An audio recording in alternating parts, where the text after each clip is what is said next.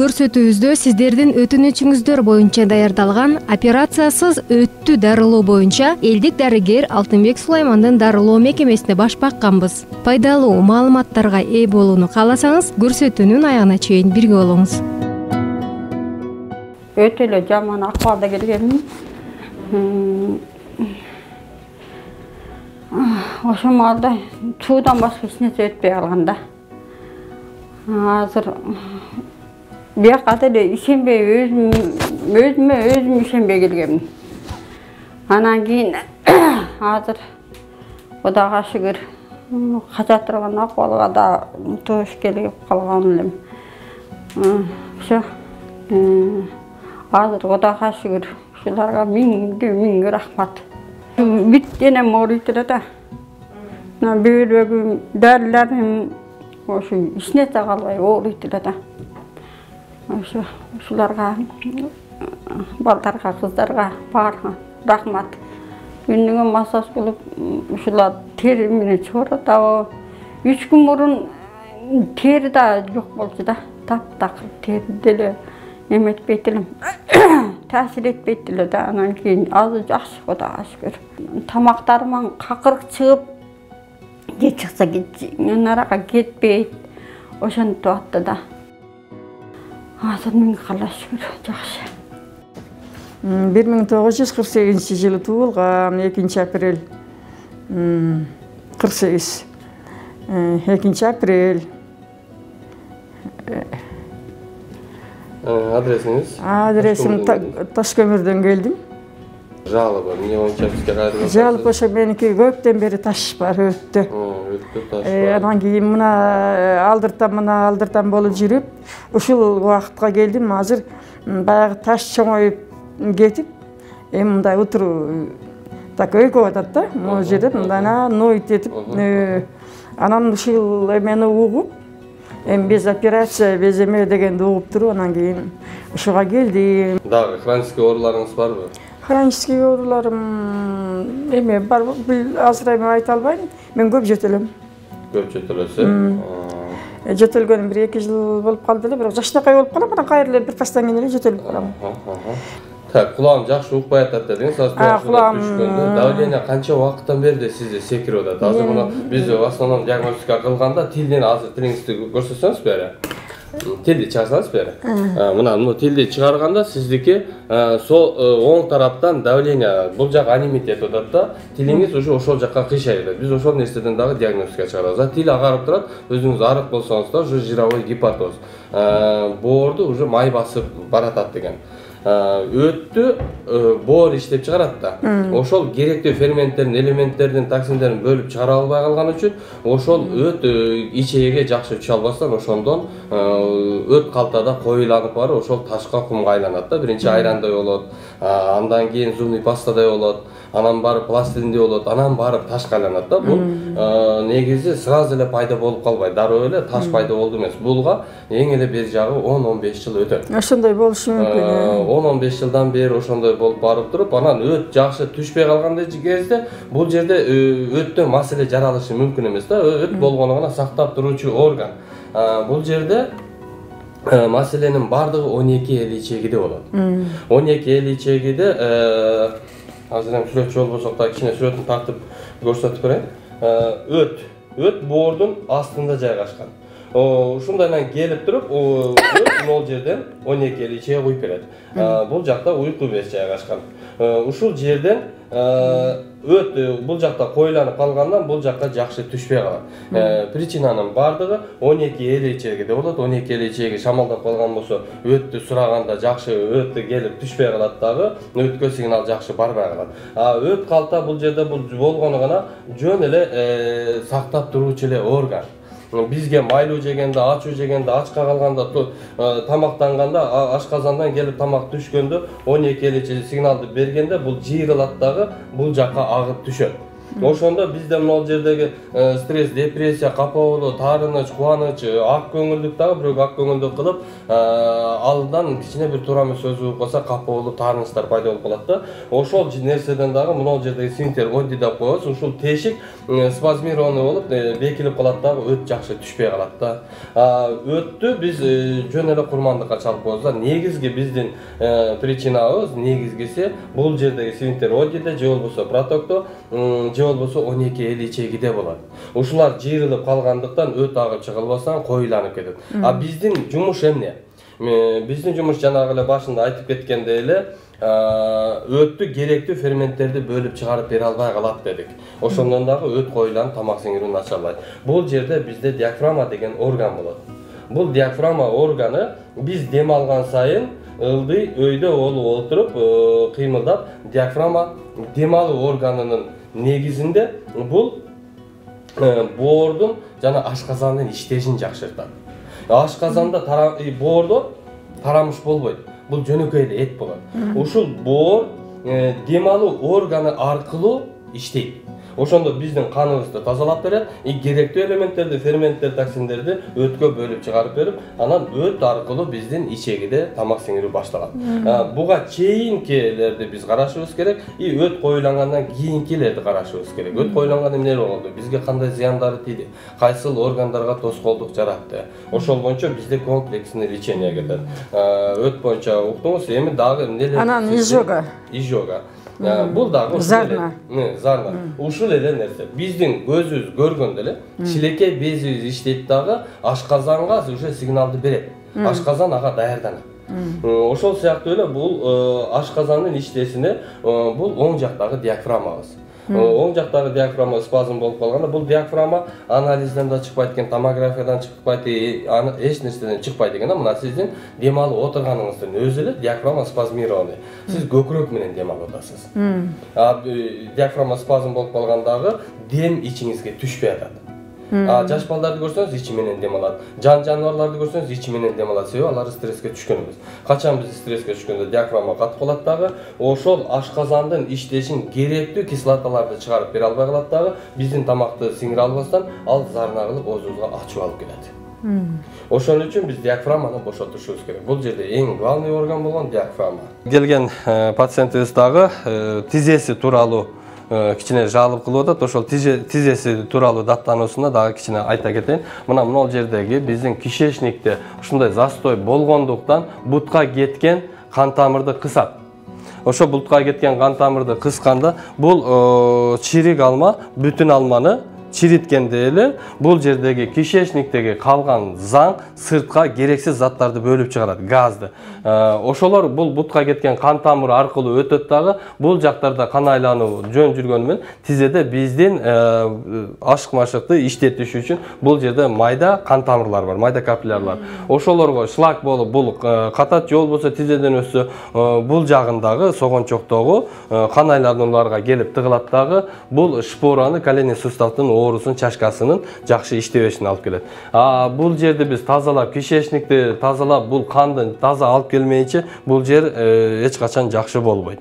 Жанагы бул жерде бир мисалды келтирип кете турган болсок, 30 км ылдыйга түшүп алып, сууну тазалаштын кереги жок да. Биз арыкты тазалап, булактан баштап таза алып келгенде гана таза кан келет. Ошон үчүн биз бул жактан баштап тазалап келебиз. Мына давленияңыз секирип атат, ошон үчүн сиздин азыр кулагыңыз жакшы укпай, кече Таш-көмүрдөн келдим деп атат, жол жүрүп келгенге жана бийиктикке ошо шуулдап калып атат да. Ошонун бардыгы эмне себептен болуп атат? Ошо диафрагма деген бизде эң аябай чоң орган да. Бул мындай түзүлүштө болот диафрагма. Көкүрөк көөдөн менен ичиге карынды бөлүп туручу орган. Диафрагма. Ушул диафрагма органы сизде спазмированный болуп калган үчүн мына могул жердеги бардыгы через таможняда ушул аркылуу өтөт. Лимфа, нерв, кан айлануу, меридиандар бүт бардыгы ушул через диафрагма. Ушул диафрагма спазмированный болуп калганда артериальный кан тамырды кысат дагы, бизде артериальный давленияны пайда кылат. Венаны кысканда варикозный расширение кылып туруп, венозный расширение болуп варикоздорду пайда кылат. Ошон үчүн бул диафрагма бизде эң главный орган болот. Тамак аш дагы ушундан келет. Ушул жерден зарна болуп сизге ачуу барып атат. ушул диафрагманы биз бошотушубуз керек. Диафрагма бошогондон кийин сиз терең дем алып каласыз. Давлениеңиз дагы нормализовать этилет. Бисмиллахиррахманиррахим. Сизде 12-50 нарушение бар. Оң жақ бөйрөгүңүз ылдый салаңдап турат, оң жақ бөйрөк түшүп турат. Эки бөйрөктөн түшүп турат, бирок оң жагы ылдыйракта көбүрөөк ылдый салаңдап турат. Анан женский половой органда сол жагында турбаларыңызда кичине воспаление бар. Мына диафрагма спазмированный болгондуктан сизде мына жоон ичегиде дагы застой турат. Жоон ичеги бул жери кармап атат. Диафрагма спазмированный, кислород жакшы жетпейт, ошонун айынан кабыргаңыздын асты көтөрүлүп турат. Эки бөйрөктөн ооруганын билесизби, билбейсизби? Бягым ооруйт. Ошо оң жак бөйрөгүңүз ылдый салаңдап турат. Ылдый түшүп калган. Ошол бул жердеги кишечник кыскан үчүн алында саара калып калып ылдый опушение болуп турат. Мына давление болуп атам деп атпайбы, секирип атат. Ошонун давлениянын дагы бирден бир себепкери ушул ичеги бөйрөктүн мочеточникти кысып турганынан келип чыгат. Тилди дагы бир көрсөтүңүзчү. Бош чыгарыңыз. Бош. Башыңыз ооруйт. Башыңыз ооруйт. Эртең менен усталасыз, чарчап турасыз, эс албайсыз. Уйкуда уктагандай болосуз, бирок уйку менен ойгонун ортосунда таң атырасыз. Кечинде саат канчада жатып уктайсыз? Кээде эртеле жатам. Канчада? Кээде 11-лерде. Эрте жатканыңыз 11. Ушул жерден дагы айта кетүүчү нерсе, эң азыркы биздин учурда кооптуу болгон маселе бул уйкуну убагында уктабоо болуп атат да. Уйкуну биз ар дайым убагында укташыбыз керек. Саат 10дон саат 1ге чейин организм өзүн өзү тазалап, жана боор өзүн өзү тазалайт. Азыр бизге келгендердин почти 100% эле боордон жабырып катат, бөйрөктөн жабырып катат. Ошол боордун оорусунун себептеринин бардыгы боор өзүн өзү тазалап успеть этпей атат. Эгерде биз 12де жата турган болсок, 1ге чейин 1 сааттын ичинде ал боор өзүн өзү тазаламактуу даярдангыча уже убакыт өткөзүп атабыз. Бизди табияттан ушундай күн түн кылып жараткан. Саат 10до биз жатып укташыбыз керек. Чындыгында бул азыркы учурда өтө оор, бирок 1 ай биз өзүбүздү заставлять эте турган болсок, биз бул режимге көнөбүз. 10да жатып алып, 12ге чейин уйкубуз келбейт, кайра тургубуз келет. Ошентип биз өзүбүздү режимге салып жүрүп болсо да 1 айдын ичинде биз саат 10да жатканга аракет кылалы. Ар бирибиздин ден соолугубуз өзүбүзгө кымбат. Өзүбүздүн ден соолугубуз үчүн өзүбүз кам көрбөсөк, бул денени колдонгон кишинин өзү кадырына жетпесе, кийин бул оорукчан болуп калганда эч кимге кереги жок. Ошон үчүн ар кимибиз өзүбүздүн денебиз үчүн, өзүбүздүн ден соолугубуз үчүн кам көрөлү. Саат 10да жатып уктаганга аракет кылалы. Биринчи газета чыгарган кезде, ошо газетага негативди чыгарган кезде адамдар 20% ооруга чалдыккан экен. Алар ошо жылдар негативный жаңылыктарды чыгарып баштаганда 100% элдери газета окуган кишилер ооруга чалдыккан экен. Ошон үчүн негатив нерселерден алыс бололу колдон келишинче. Ден соолукту, организмди отравление кылбайлы.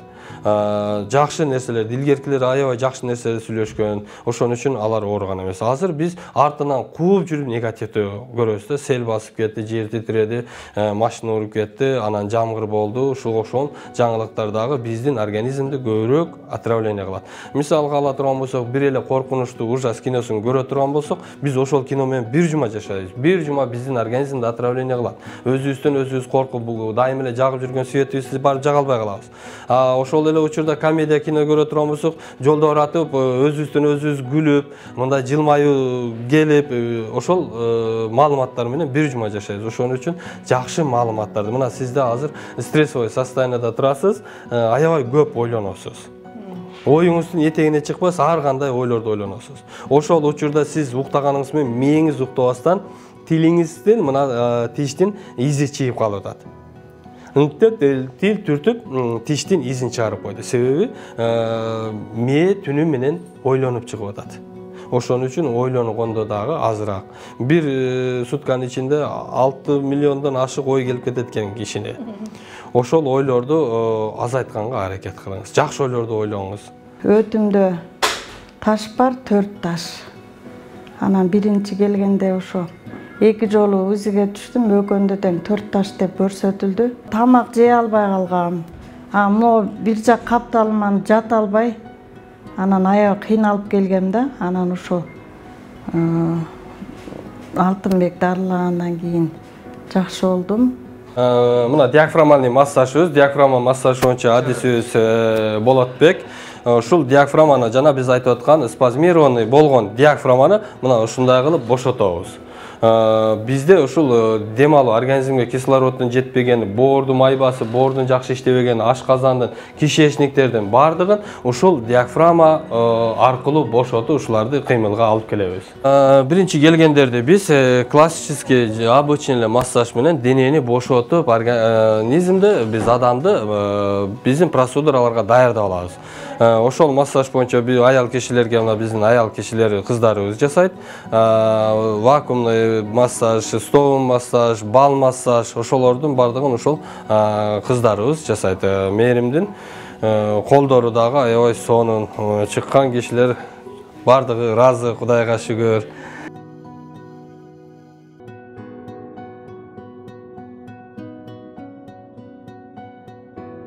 Очищенияны кылганда биз сөзсүз түрдө ичти эмнеге тазалайбыз? Ичти тазалаган кезде биз өткө киребиз, ичке тереңирээк. Өттү тазалаганга. Үй шартында мен көптөгөн эмелерди практикадан өткөздүк да, мына иштегенибизге 8 жыл болсо, 8 жылдан бери көптөгөн практикаларды кылдык. Клизма кылдык, ар кандай жанагы баттарды ичирдик, чөптөрдү ичирдик. Булардын бардыгынан бизге азыр эффектүүлүк болгон касторовый масло менен тазалап атабыз. Жөн эле ичти тазалап койгондо бул кээбиркилери зыянга дагы учурап калышы керек да, калышы мүмкүн да. Ошон үчүн биз көзөмөлдөө кылабыз. Еще бул очищениядан кийин кайра эле толбош үчүн кээбиркилер адатка айландырып алган, жумасына бир жолу клизма кылам, же болбосо бир жолу бир ичимди тазалап турам. Жок, ичеги өзү иштеш керек. Бир мейиз жесек дагы аны организм өзүнө керектүүсүн алып, калганын чыгарыш керек. Күнүнө бир жолу, эки жолу бул норма. 2 күндө, бир күндө бир барган дагы бул уже зыян. Ошон үчүн кишечникти биз тазалаган кезде аны массаж кылып, висцералка массажы менен кишечниктин иштешине жардам беришибиз керек. Өтүмдө ташым бар. Ошого келдим, анан белимде жарака сынгым бар да, омурткамдачы. Келгениме 5 күн болду. 5 күндөн бери жакшы эле жылыш болуп атыр. Эң көйгөйлүү маселе азыркы биздин коомчулукта өтө татаал болуп келаткан, мен дайым айтамын, коркунучтуу нерсе бул. Запор, издутия, уйкусуздук. Ушул 3 нерсе. Ичи каткандык, ичи көпкөндүк, анан уйкусуздук. Бул 3 нерсе биздин жашообузда өтө коркунучтуу нерселер болуп келатат азыр. Бул запор эмнеден келип чыгат? Мунун толгон токой себептери бар да. Эгерде биздин кишечнигибизде шамалдаш болсо, кишечник жакшы иштебесе, бизде запорду алып келет. Запор мындай болуп чыкпастан биздин ичегиде көпкө кармалып калат, сигмовидный кишкада. Бул запордун таарынычтан болот, ичегинин шамалдашынан болот, өттүн жакшы иштебеген, уйку безинин жакшы иштебегенден. Биздин ар бир ичегинин органы, мунул чөнтөкчө болгондун ар бири бизге керектүү азыктарды ар бир органга алып кетет, ар бир органга жооп берет. Булар чоюлуп калгандан кийин тамак сиңирүү, кече күнү бир кыз келди, рентген алып келди, ашказаны чоюлуп, бул табарсыктын үстүнө келип калган. Ушул нерселерден, ушу запор болгондон, сааранын кармабашы, түндө кайра-кайра эшикке чыккан, бул простатит, бел ооруларга, грыжаларга дагы мына ушул запор алып келет. Запор эмнеден болгону, ушул өттүн жакшы иштебегени, кишечниктин жакшы иштебегени, андан сырткары дагы азыр бизде байкабаганы менен көпчүктөн дагы өтө көп простатитке алып келип атат. Ушул ичке ичегини бул көпчүк сынып түртүп калат да, же болбосо бир жагына кыйшайтып түртүп калат. Ошол учурда бул жерде кээбиркилер туалетке алып кирип көпкө олтуруп калышат да. Ошол учурда ушул көпчүк бул жака түртөт дагы мынагы прямой кишканы. Анан сигмовидный кишкада көбүрөөк заң калып калат. Бул биздин ичибизде калган заңдар организмде отравление кылат. Биздин ичеги аркылуу организмге кан барат да. Ошол кир ичеги биздин организмге кир канды жөнөтүшөт. Бул азыркы учурда бизде өтө көйгөйлүү маселе болуп атат да. Ушу запор маселесинен көпчүлүгү маани бербей атат. Азыр мына жаш балдардын ичи катып атат. Бул эртеңки күнгү бизде коомчулукта көп нерселерди алып келет эртеңки күнү. Азыр маани бербегенибиз менен мына өтү иштебей келгендер астына ала ушул нерселерди караса жакшыраак болмок да. Качан гана ремонтко не подлежит болуп калгандан келбестен ошол нерсени эртерээк көңүл бурушубуз керек болуп атат. Өттөгү таштын белгилери мына биринчиси запор. Запор болуп атат, өт иштебей атат, значит. Өт иштетмейинче бул запор кетпейт. Ошон үчүн астына запор болгондо эле өттө таш пайда болгончо келиш керек да.